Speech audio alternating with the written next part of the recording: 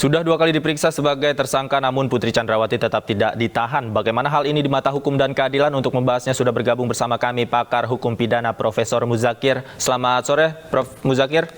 Selamat sore, Assalamualaikum. Waalaikumsalam. Prof, ini 2 kali diperiksa Putri Chandrawati, namun tidak ditahan dengan alasan memiliki buah hati dan alasan kesehatan. Dari perspektif hukum, seperti apa melihatnya? Ya, memang di dalam pasal KUHP itu mengatur hal-hal yang lain yang terkait dengan penahanan. Penahanan itulah wewenang dari penyidik dan kondisi-kondisi yang ada pada tersangka itu juga menjadi pertimbangan, itu benar gitu. Yang menjadi pertanyaan adalah benar nggak itu alasan kesehatan gitu. Yang menentukan sehat tidak itu mestinya adalah tim kesehatan dokter gitu ya. Jadi bukan tim kesehatan pribadinya, tapi tim kesehatan dokter untuk dan atas nama penyidikan, sehingga menjadi jelas gitu.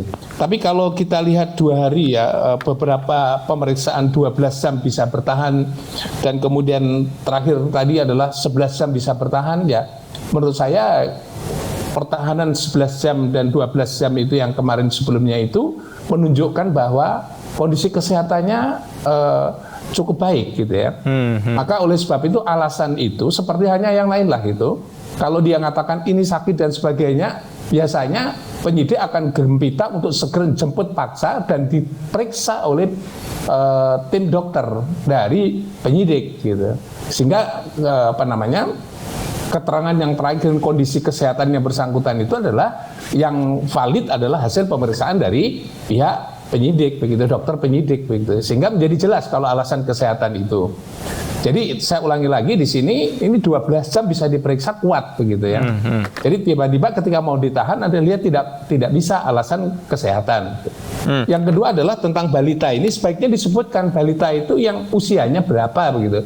Saya agak bingung kalau lihat dulu ditampilkan foto itu kelihatannya sudah pada mulai ya sebut saja saya katakan bukan dewasa, masih anak-anak lah, bukan balita lah. Kalau balita itu ya usianya di bawah 1 tahun loh ya.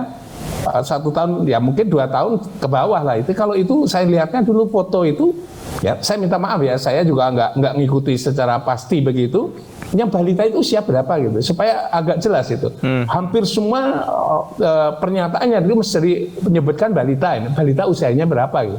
Kalau balita anaknya SMP kan bukan balita lagi gitu.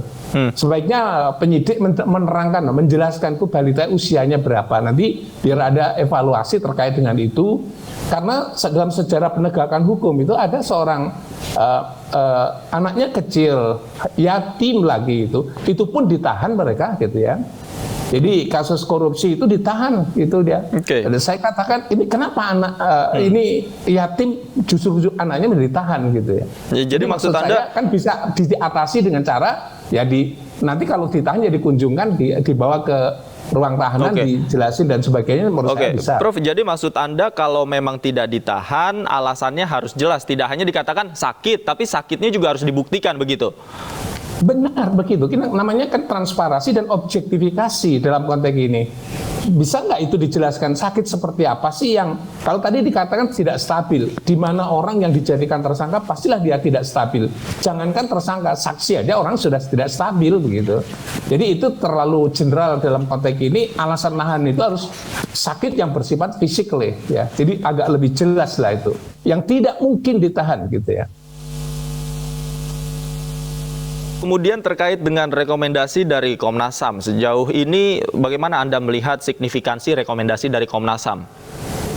Ya, selebihnya terkait dengan peristiwa pembunuhannya, saya kira masih konteks ya rekomendasi yang disampaikan.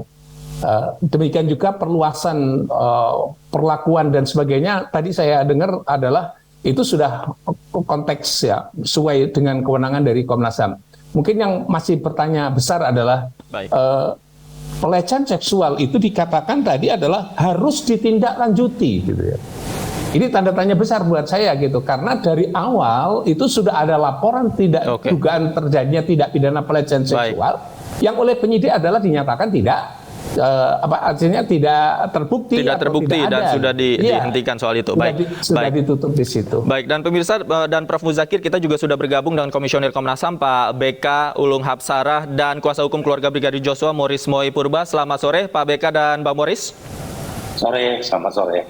Baik. Saya ingin ke Pak BK. Pak BK, terkait dengan rekomendasi yang tadi disebutkan oleh Komnas HAM, ini ada poin tentang melanjutkan pemeriksaan terhadap dugaan pelecehan terhadap Ibu Putri Chandrawati. Sebenarnya apa yang mendasari hal ini? Pak BK, jangan dijawab dulu. Usai jeda kita lanjutkan lagi diskusi kita. Pemirsa, jangan kemana-mana. Pemirsa, usai jeda iNews Sore masih akan kembali bersama kami.